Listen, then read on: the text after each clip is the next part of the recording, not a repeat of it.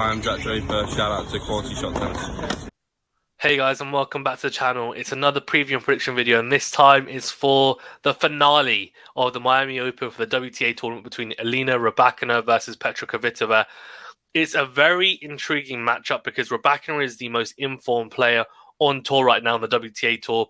After winning Indian Wells last week, she's looking to complete the Sunshine Double, and of course made the final of the Australian Open not too long ago.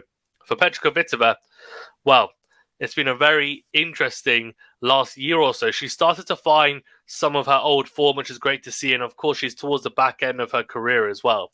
But she's had some great wins. So we're going to break down their form recently, also how their styles might gel. And then ultimately, I'll give you guys my prediction as well, of course, as always.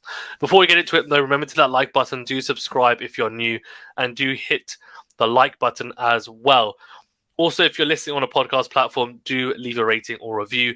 Over 80% of you are still not subscribed on YouTube, so do remember to hit that subscribe button. It really does help us out, and it's greatly appreciated. It just means you get alerted to new content that gets uploaded by us, and for us, it helps us to grow massively, so it's really, really appreciated.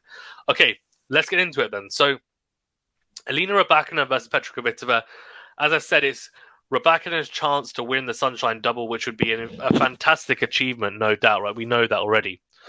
The head-to-head is 1-1, by the way. They've only played each other twice.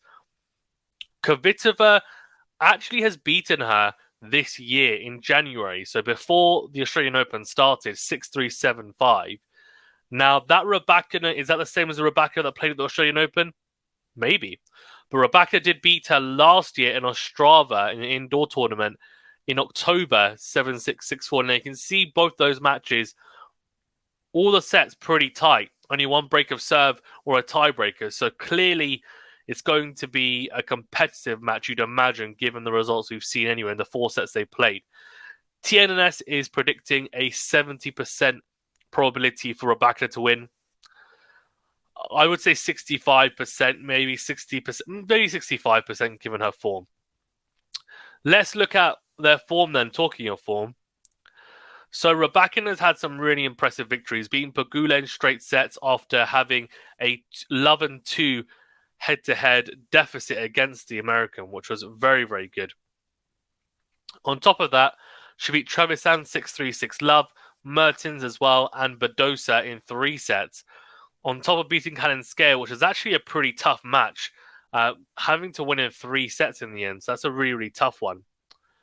Then if we look at her last match, of course, at Indian Wells, she beat Sabalenka in the final there as well, impressively. So she's on a very good winning streak right now, looking to extend it, which is impressive. For Kvitova, she has been in some good form herself, beating Kirstea, who's been in great form, beating Sabalenka, of course, in this tournament, made the quarterfinals as well of Indian Wells last week, beating a 7-5, 6-4, beat Alexandrova in 3 sets, Gracheva in straights as well. Same with Vekic, who's also very dangerous. On top of that being Noskova as well. She lost to Sakkari last week in Indian Wells in 3 sets. And Sakkari, does love Indian Wells, made the semi-final, so no real shame in that. So let's then talk about it from a more tactical point of view and try and break down how we think this one could play out. So the biggest thing for me is going to be, there's a few things. I think the serve return dynamic is really, really important. So Rybakina is the best server on tour on the WTA side, in my opinion. She's just so, so good, hits her spots beautifully. How Kvitova returns is going to be really, really key.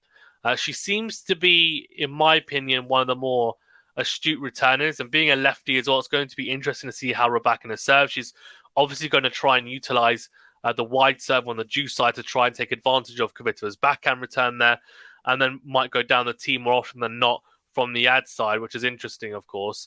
On top of that, what I would say is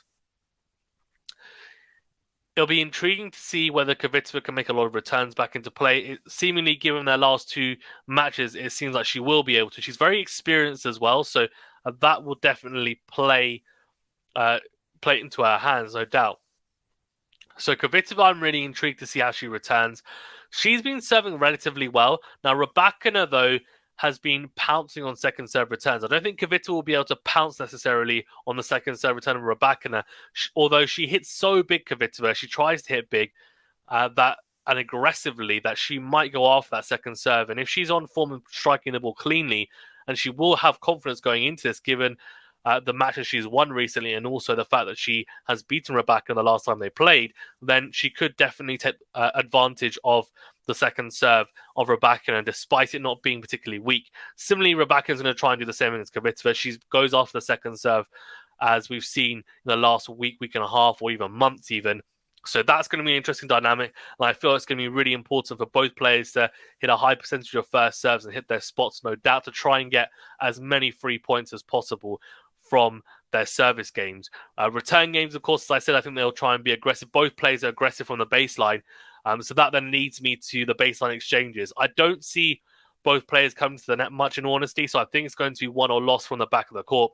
Kvitova has been playing some great tennis, and of course, being a lefty, she's going to really try and pounce on the Rybakina backhand and try and hit flat cross court into Rybakina backhand. Rybakina's backhand tends to hold up pretty well, though, and she'll be looking herself to go cross court with the forehand into the backhand of Kvitova. So those cross court exchanges are going to be really crucial as well. Who comes out on top in those? I think Kvitova should be able to maneuver Rybakina around at times and make her feel uncomfortable. She hits so big at times that I think is very tough for opponents as well to even get something of note back into court.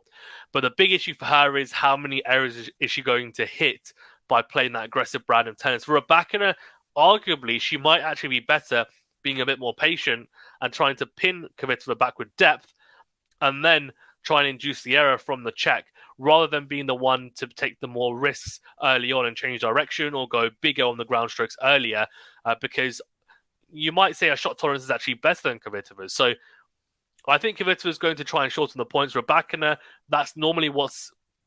Does she change her game to try and stop Kvitova from, gaining success in those shorter points? She has some different gears to go through, so interesting to see if she tries to utilize those as well. So as you could probably imagine from what I've described, it seems like it's going to be a pretty even match. My prediction, well, it's an interesting one. I think Rybakina to win in 3 sets. I think it's going to be a tight one. I know both the previous meetings between the two has been straight set victories. I actually wouldn't be surprised if Kvitova wins, in all honesty, but I think Rybakina will come through in 3 sets, and I think her serve will probably carry her through pretty nicely. Interesting to see, though, how Kvitova does approach this and what type of level she brings. Both players, I think Kvitova's been playing some really good tennis, but can be very inconsistent with her form and level. Rybakina, though, has been quite consistent this year, so I think I'll back the person who's been a bit more consistent and go with her. Let me know your thoughts on who you think is going to win and why, and let me know as well whether you agree with my analysis or whether you think I missed something. Let me know. Thanks very much, guys. Stay safe for a while. We'll see you in the next video.